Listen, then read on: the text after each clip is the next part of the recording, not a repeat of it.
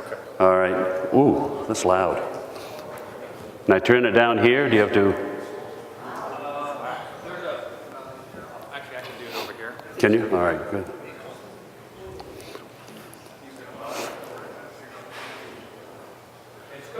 All right.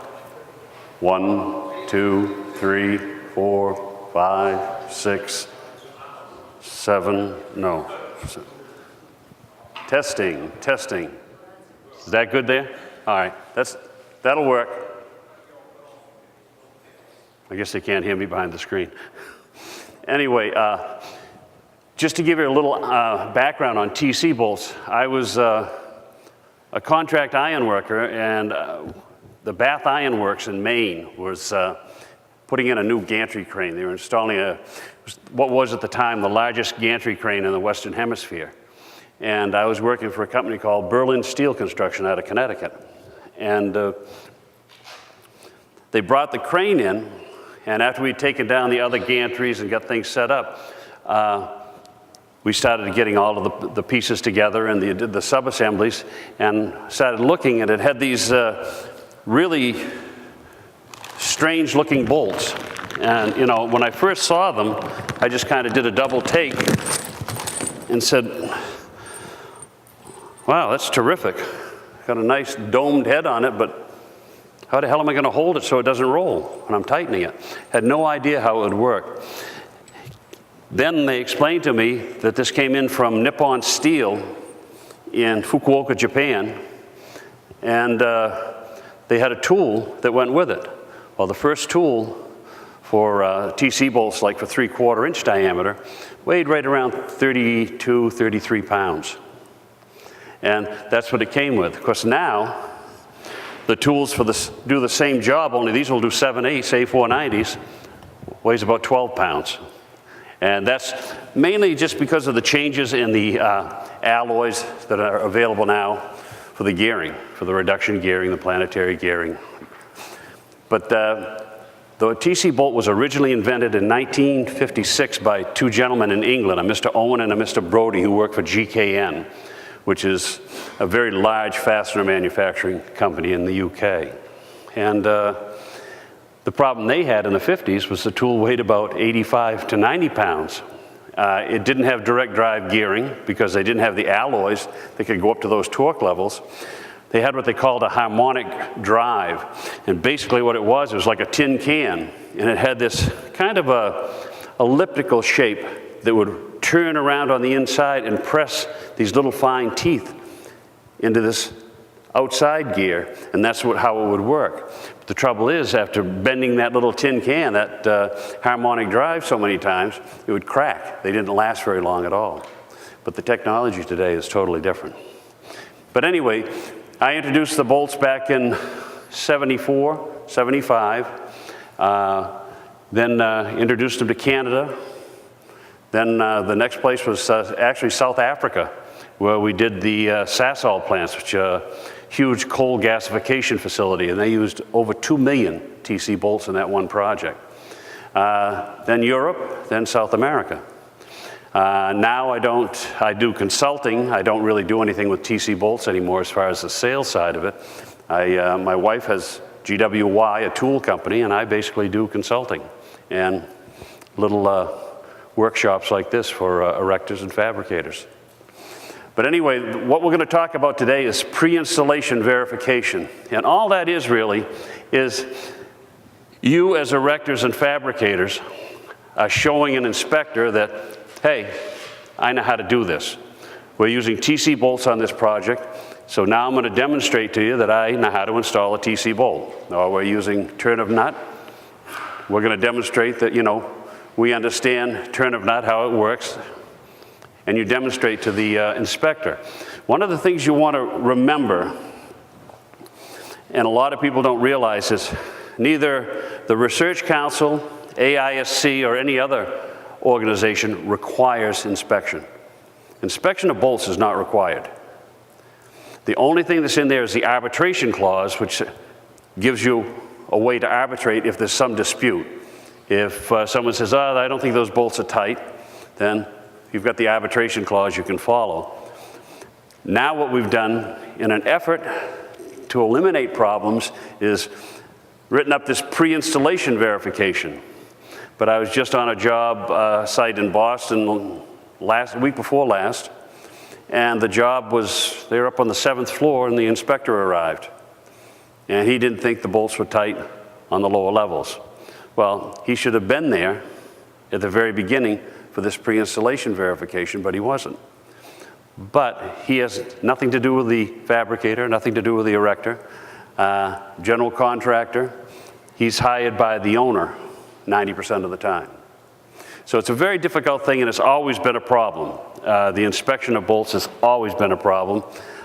When I was an iron worker back in the 60s, I'd gone to this project and we started erecting the steel, and I was connecting. We finished getting the steel up, and then I went bolting up, and then I was ready to boom out to go to another project someplace else. And this inspection agency stopped me and said, Mitch, how'd you like to inspect the bolts for us? And I said, well, what do you mean? I don't know how to inspect bolts. And I said, you'd have to ask my shop steward anyway, because I don't know that if I'm allowed to do that. So anyway, we spoke to the shop steward. He says, yeah. So they paid me union scale. They paid the local, you know, the fees, and I did an inspection. So first day I went up, the fellow said, all right, this is how it works. I want you to take this torque wrench, and I want you to put it on the nut. Now you bring that up to 350 foot-pounds for these 3/4 inch diameter bolts. If the nut turns before you get to 350, mark it, because we'll know that that one is not tight. I found that morning probably 35 or 40 bolts that turned before I got to that 350 foot-pounds. Lunchtime came, I put the wrench down, I'm headed down off the steel, and I got thinking, I said, well, hold on. He's going to come back up after lunch, and he's going to check those bolts that I've got marked. And he's going to go and he's going to check, and they've all got 350 foot-pounds of torque, because I brought them all up to 350. And he's going to ask me what the hell I'm doing, you know. So I said, well, I'm not going to look stupid. So I ran back up, and I already saw the marks. I said, hey, everything's cool. I didn't see any problems. That's the mentality you're dealing with. And it hasn't changed a lot since 1965. But anyway, what I'm going to show you today is we're going to start out with calibrated wrench. If you look at that little handout, I'll just read through them. On the first part is the first 5. This is something you have to do with every method of installation.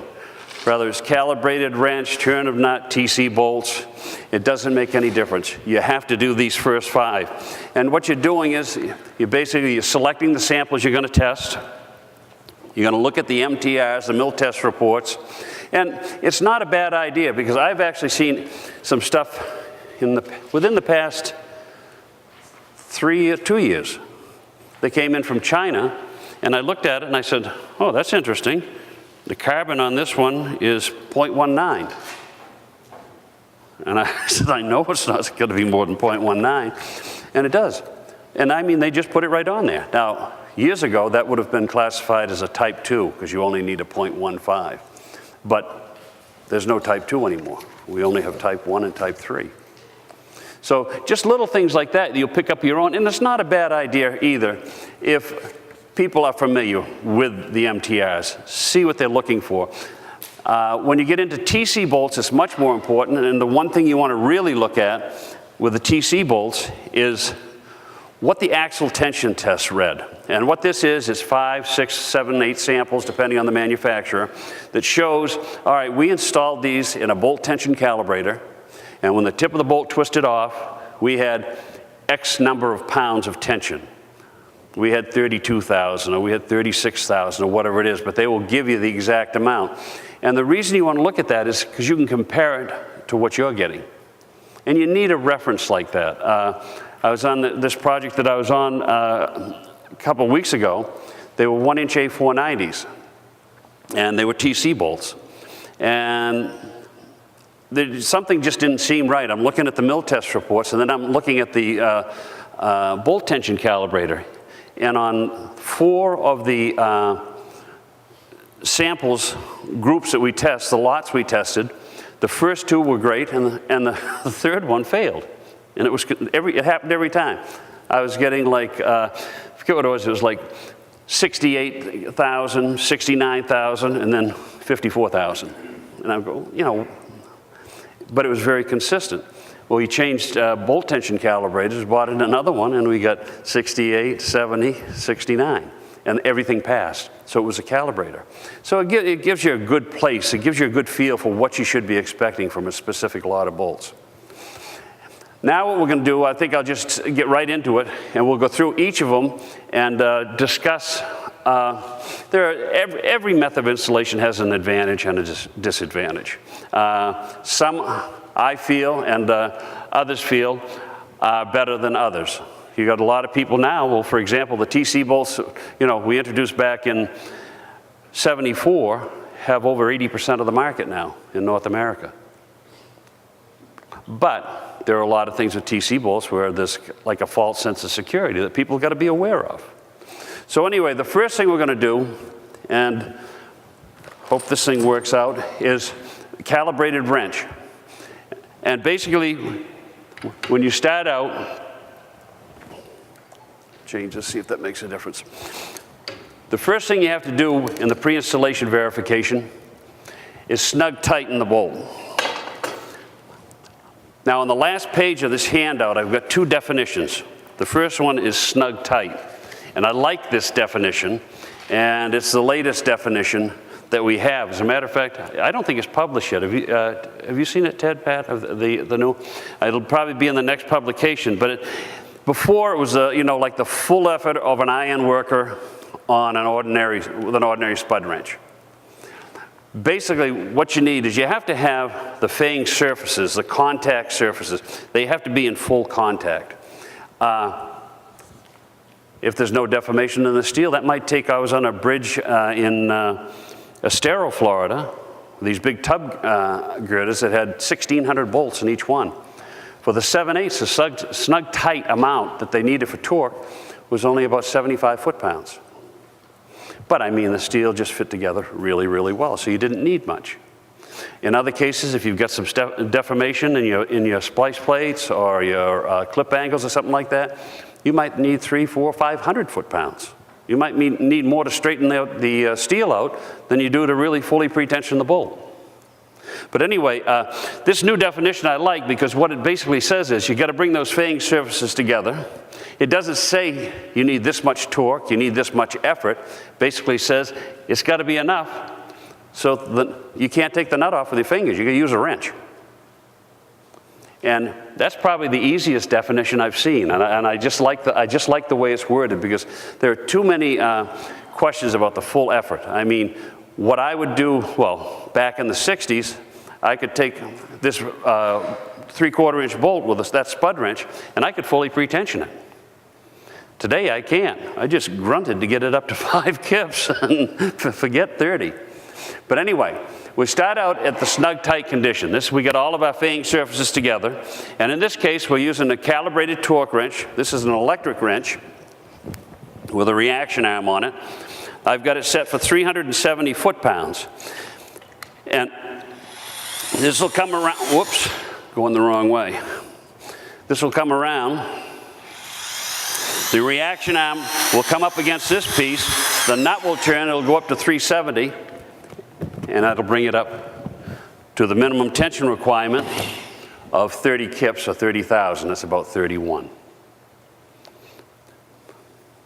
So that's the calibrated wrench. That's how that works. You're working with torque.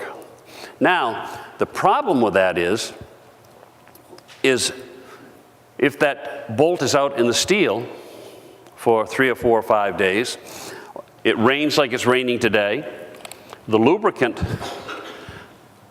gets washed off,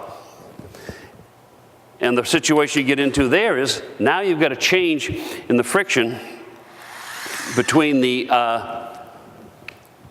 threaded portions and between the surfaces that are turning against each other.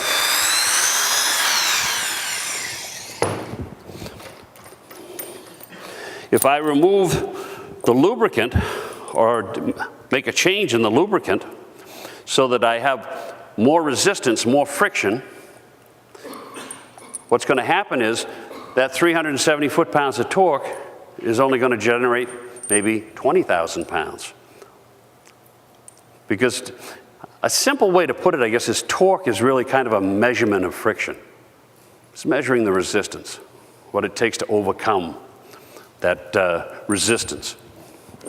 So one of the things that people have had trouble with for years, for example, if you talk to Canadian engineers and fabricators, they hate calibrated wrench. They don't like it, they don't want to use it because it's very inconsistent. And on Research Council, Pat and Ted can tell you, we argue all the time about it. And the academics and the engineers that are on the council from Canada, they had it. They took it off. We took off calibrated wrench inspection in, I think it was 1982 or 1983. And then we put it back on because a few of us argued, well, this is terrific. We're telling all of these engineers and all these fabricators and all these erectors that, all right, you can use the calibrated wrench to install to inspect the bolts, but you can't use it to install them. How much sense does that make? You're saying it's not, it's inaccurate at the best, but that's the only method of, inspection that we have. So you got to drop the inspection. Well, they didn't want to drop the torque wrench inspection, so they put the calibrated wrench back into the specs so that you could use that again. But anyway, that's the downside on that one. If the bolts are well lubricated, if they're stored correctly, if you take them out, it's another thing as an erector you want to be real careful of. If you start taking bolts out and stuffing the holes and you get a week's rain like this, it doesn't matter what method you're using. If you're using torque, whether it's calibrated wrench or TC bolts, there's going to be a difference in what the installed tension is. The torque may be the same that you're using, and it'll always be the same with TC bolts, but your tension is going to be lower. That's a fact. That's the way it works. And the manufacturers don't use the same lubricant, so depending on what they're using, if they're using, McDermott's torque tension fluid or some fluoropolymer from another supplier, you're going to have totally different reactions to moisture and exposure to the elements. All right, the next one we're going to go to is, we're going to do calibrated wrench, but we use a DTI with it. This is with DTIs, the most common thing is, even though the DTI you're using it as an installation method, it really isn't an installation method, it's an inspection method. It's a way to, to check things. But it's used for installation, and you have to be quite careful with it because, again, any changes when you're using torque with the DTIs, any changes and you're going to have a difference in the installed tension. So we'll bring this one up again to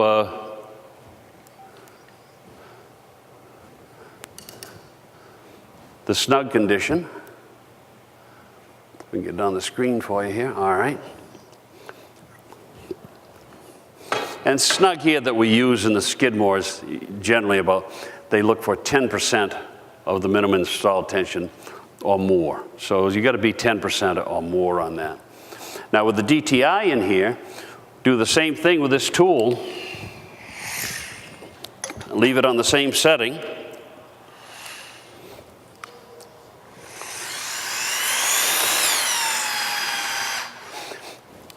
And that's what happens at 370. Now that's the same torque that I just tightened a bolt with and brought it up to minimum tension. And it's the same lot of bolts that I'm doing it with a DTI. But just by adding that additional factor in there, the DTI, this is what you've got. You've got 24. So with this, you'd have to use more torque with this particular lot of DTIs. Now, you may find another lot of DTIs is going to be a little bit different. Another lot of bolts is going to be different. But that's what happens. Now I'm going to take it out.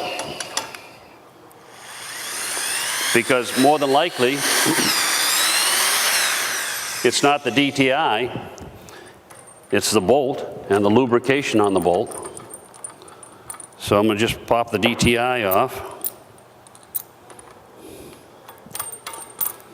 Put the nut back on.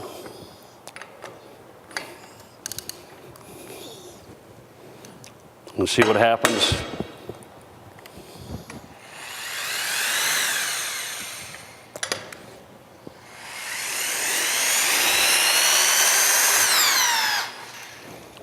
And without the DTI, that lot of bolts is right back where we were with the last one. The last one we tested was at 32. This is at 32. So it's just, you know, when you start mixing and matching, you've always got to test. It's not going to be the same. The other thing is you've got DTIs now that have a gel-like in them. They call them squirters. Now the thing is with the squirters, a lot of people say, oh, it's squirted, this is cool, it's tight. No, it's not. A lot of people would lead you to believe that it is, but it doesn't necessarily mean it is. All it means is that DTI has been compressed some amount, enough to force some of that gel out, but it doesn't mean that the bolt is fully pre-tensioned. And if you look at the literature from any of the DTI manufacturers, or that particular DTI manufacturer with the squirters, on their literature at the bottom, it basically tells you that you have to inspect it just like you would a standard F959 DTI. All that gel is doing is, I don't know, giving you some indication that you know, there's been some compression, but it doesn't tell you how much. You can't depend on that. That's one of the reasons for the pre-installation verification. All right, well, I'm going to back this one out. I just want you to see these different things because every method works. But in order for it to work, the conditions have to be right. And that condition is basically that you have to have the same friction coefficient. Now, another thing a lot of people think is that the most important thing is the friction between the threads of the nut and bolt.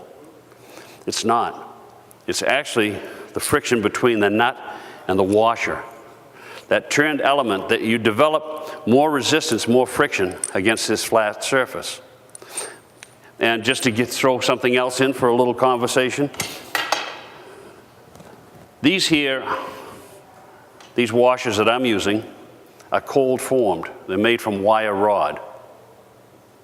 Now the interesting thing about that is it's just the same wire rod that you'd make bolts with. And it's like a two-blow header. But the thing about this is the surface. The surface of it is extremely consistent. Whereas washers that you buy, your standard F436 washers that are punched from a sheet, that sheet might be surplus from an automotive plant, a refrigerator plant, or some other appliance. It could be anything at all. So you find a big variation in that surface, the surface condition of these different sheets of steel. And most of it is surplus that they end up using. But this here, I like it using for demonstrations because, again, it's another constant that I can keep, and I know it's going to be the same. Before you get off DTIs, can I ask you a question? Oh, sure. How do you confront inspector when they've got between shifts of inspector have different ideas about how many kits get compressed on these DTI? The thing is, the default on that is you're going to go back to the manufacturer and the manufacturer's specifications. They say you have to have, you know, no more than this many refusals, or you have to have this many refusals. I guess my question is, if you have one inspector that wants maybe, he wants to see more than what's normal, wants to apply to motor technology, people say, I guess, or somebody that says 3 out of 5 is good. Mm-hmm. But he'll come up and want all of them compressed or. Then that's when you want to give me a call and say, I've got an idiot I want you to talk to. Because basically that's it. The inspector can't just come in and say, all right, this is what I want. That's not what he's there for. He's there to use the specifications that have been written by the Research Council, or in certain cases, like with DTI, some of the DTIs, by the manufacturer. If there isn't an ASTM designation for that specific bolt installation or that type, say like with Huck bolts. Say you got a job where you had to use Huck bolts. You would default to the manufacturers. And the manufacturer's installation requirements are what you'd have to go by.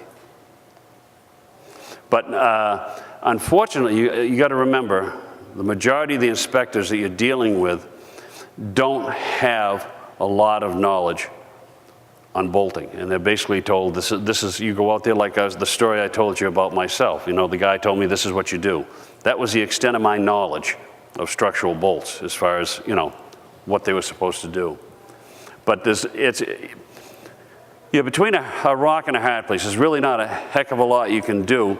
But one of the things, call someone in the business, whether it's myself or Ted or Pat or other people that are out there and available, someone from AISC, some other individual like myself from Research Council that does consulting, just have them call up the inspector. Because the bottom line is we know more about what's going on. I remember I was giving a presentation one time on TC bolts, and I'd been asked to come in, and this was for a trucking company, for Ford.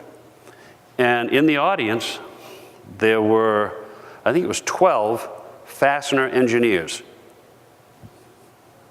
I don't know where they got their degree in fastener engineering, because I don't know any university that offers it, but that's what they were. And this one individual kept interrupting me and kept interrupting me. And said, no. And finally I said to him, I said, why am I here? He says, you came to teach us about these TC bolts, these new bolts. And I said, that's right. And why was I chosen? Well, you're the expert. I said, all right, understanding that, why do you keep interrupting me? He said, well, I'm sorry, but you really don't understand the specification. And I said, which specification? He said, the new F1852, new ASTM specification. I said, wow, we are in a world of trouble. He says, well, what do you mean? I said, if I don't understand it, we're in a world of trouble. He said, no, I can help you. I can, really, it's not that big a deal. I said, no. I said, we're in a world of trouble. And he says, well, I don't mind. I'll work with you on it. I said, no, you don't understand. I said, if I don't understand it, we have a serious problem. He says, well, why do you say that? I said, because I co-authored it. You know, oh. But this is what happens. You're dealing with people like that, and it just gets to be a real pain in the neck. Sure. With the IBC that everyone these states are going to, inspection is getting to a point. And this boat business with inexperienced inspectors, get rampant. Yeah.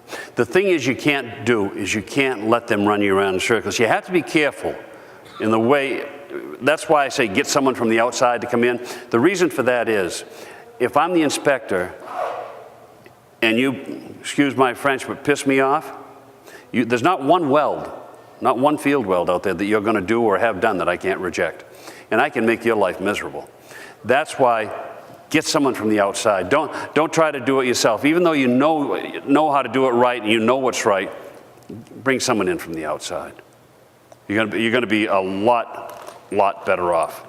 And again, as I say, you got to bring someone in that's not afraid to say, look, you're wrong. This is the way it goes, and it's not your interpretation that we're looking for on these specifications, because it's the interpretation of AISC or the Research Council. This is what's been written. This is the way it's supposed to be, and this is what you have to do. Any other questions or comments before I move on? All right, I'm going to move on to TC bolts now. Change plates here.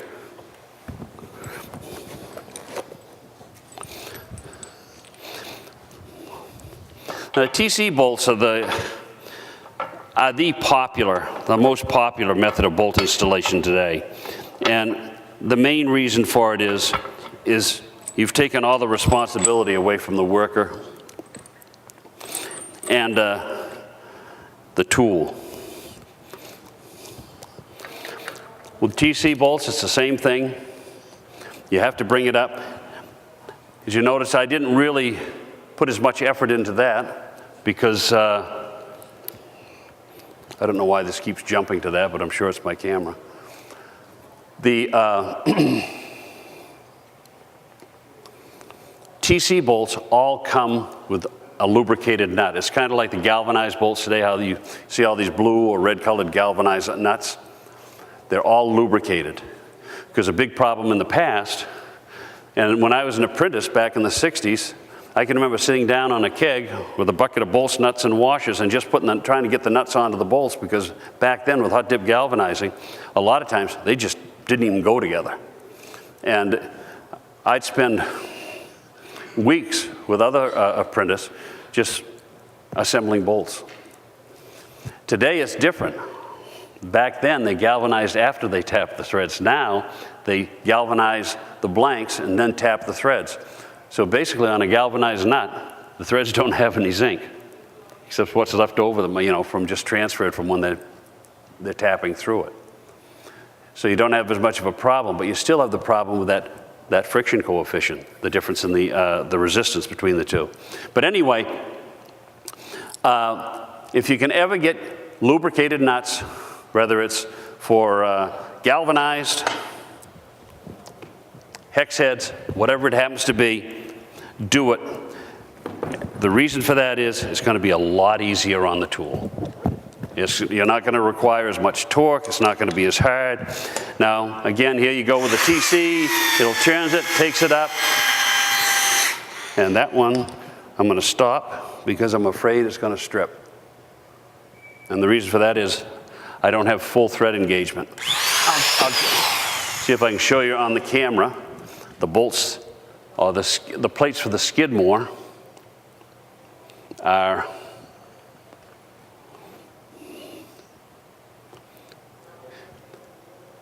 I don't know if you can, how clear that is out there, but basically what it amounts to is you can't see the groove. The groove is inside the nut.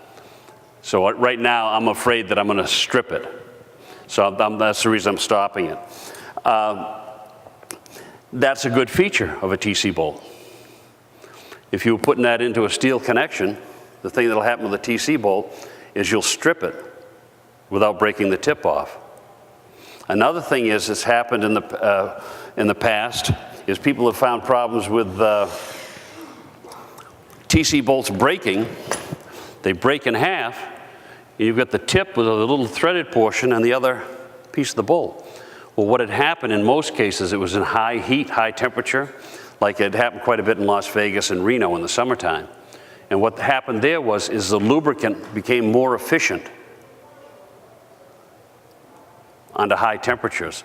So the friction was reduced a lot so that it was over-tensioning the bolt. It wasn't over-torquing it, but over-tensioning it. So what happens is, in a situation like that, you can't over-tension a TC bolt and walk away from it.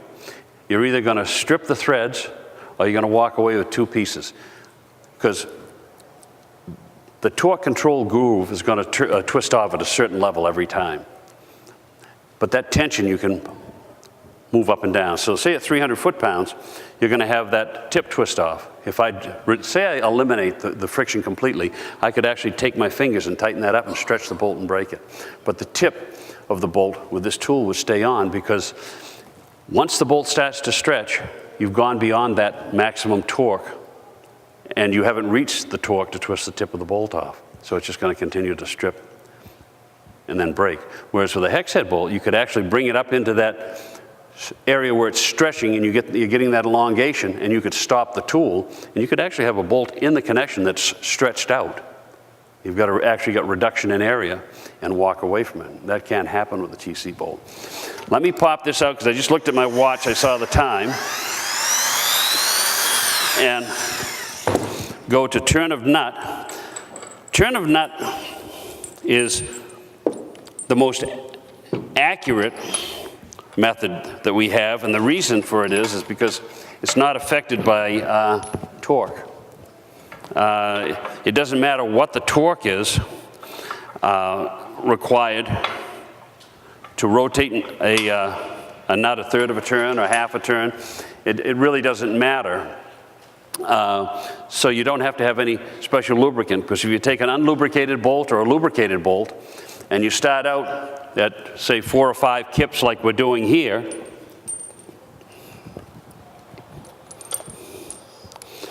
and you rotate it a third of a turn, in this case, you're going to have pretty much the same tension every time, because you're walking that nut down the threads the same distance every time. You rotate that a third of a turn. It doesn't matter how well lubricated or how poorly lubricated it is. You walk at that distance, you're going to stretch the bolt the same amount, or you're going to clamp the material the same amount. Now let me get this tool plugged in. This is a new tool. It's only been on the market a short period of time. In the past, you've had to match mark, and you put the tool on and check, and take the tool off and check again to see how far you are and keep playing with it. What we're going to do here is I'm going to match mark it here, and it has to come over a third of a turn. Oh.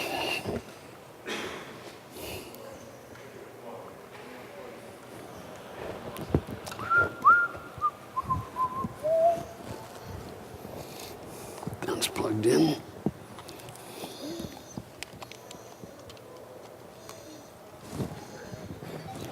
There we go.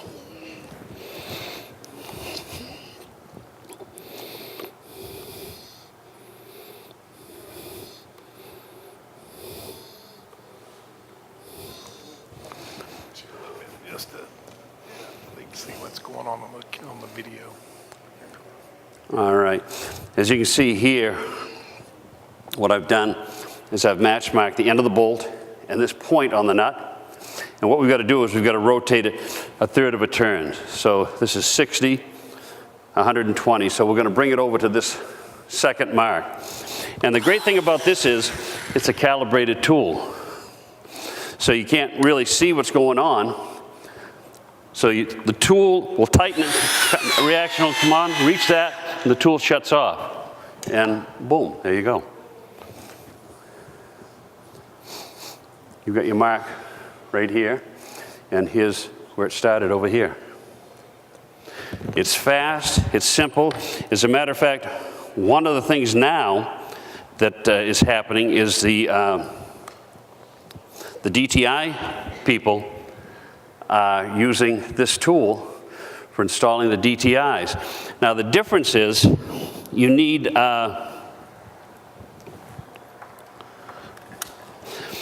greater amount of rotation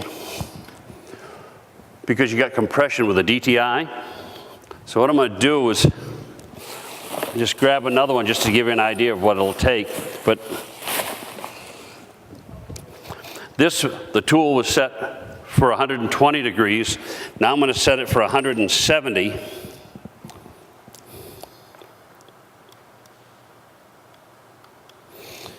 And put a new DTI under it, if I can find one. Oh, here's one. I'm going to do something different this time, just for the heck of it. I'm going to use I don't have, the squirter that I have is a 7/8.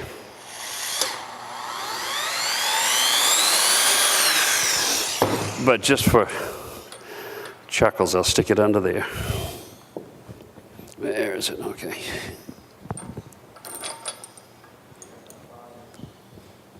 All right.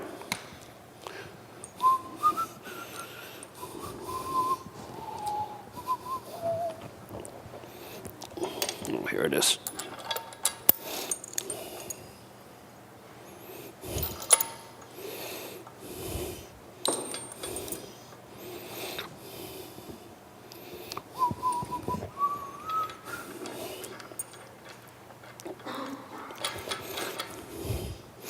Now remember, I've got this set for around 170.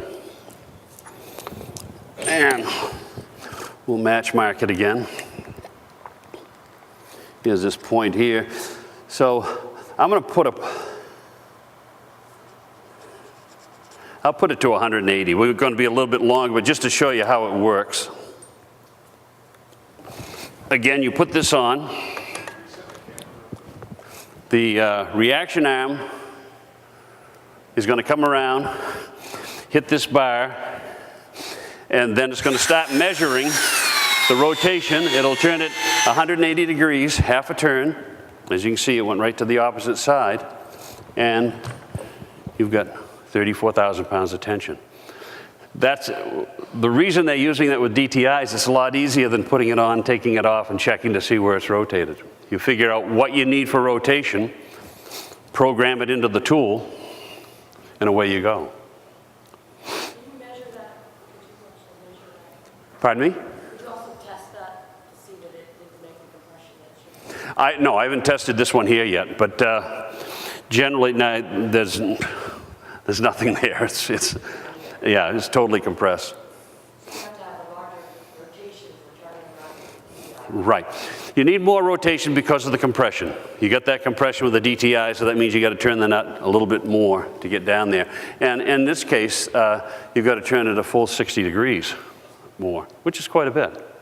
I've found on large diameters, you have to be real careful, 1 inch and up, because the DTIs are actually collapsing into the ID of the F436 washer. And I was on a job at a huge library, and there were 1 inch A490s, and we had to use 400 degrees of rotation. I said, you know, there's something wrong here. And that was just to get up to the tension. We were concerned with the tension on the Skidmore. And then we were just determining the rotation afterwards. And it was a, a hit or miss thing. We started out at, I think it was 300, and it didn't do anything. We put it at 360. We ended up at 400 degrees of rotation. But the thing that I found out afterwards is the ID of the DTI was collapsing into the ID of the F436 washer. And when I spoke to the manufacturer about it, he said, oh yeah, over 1 inch, we use SAE washers that are, through hardened. I said, there's no place that says that. People have to have that information, or you're going to have a lot of people out there that are, having a lot of problems. They're going to end up breaking a lot of bolts is what's going to happen, because you're getting a real false indication of what's happening, and you get that much rotation on the bolt, you're going to stretch it and break it, especially with A490s. DTIs, but the regular, your load indicator washers, your DTIs, what will happen is the ID on the F436 washer, your flat hardened washer, it'll actually collapse into it, so that when you take it off, there'll be a ridge right here where that's collapsed into the F436 washer. I've only seen it on 1 inch diameter and greater. I've seen it on inch and 1/8, inch and 1/4, and inch and 1/2. Another thing before I finish up here that I want to talk to you about is just briefly is lubricants. Just on a project in Georgia, an atomic power plant, just south of Atlanta. Anyway, I can't think of the name, but real problem there because none of the tools were strong enough to tighten the bolts. And they're just having a terrible time. And I explained to them, lubricate the nuts. We ended up using molybdenum disulfate with graphite, and we took the torque requirement on these bolts from just over 4,000 foot-pounds to just under 2,000. I mean, we reduced it by over 50%. So that's a real important thing. That's why I said earlier, anytime that you can get your nuts lubricated, Florida, the DOT in Florida, you go out on any of these bridges, you watch them installing the bolts, and the bolts are all colored because they're lubricated, and that does help. The projects I've done in Florida on bridges, It's just worked really, really well. I mean, like I was saying earlier, we only needed like 78 foot-pounds for snug tightening them. And then when fully pre-tensioned on 7/8 A325s, we were just barely over 400. Okay. All right.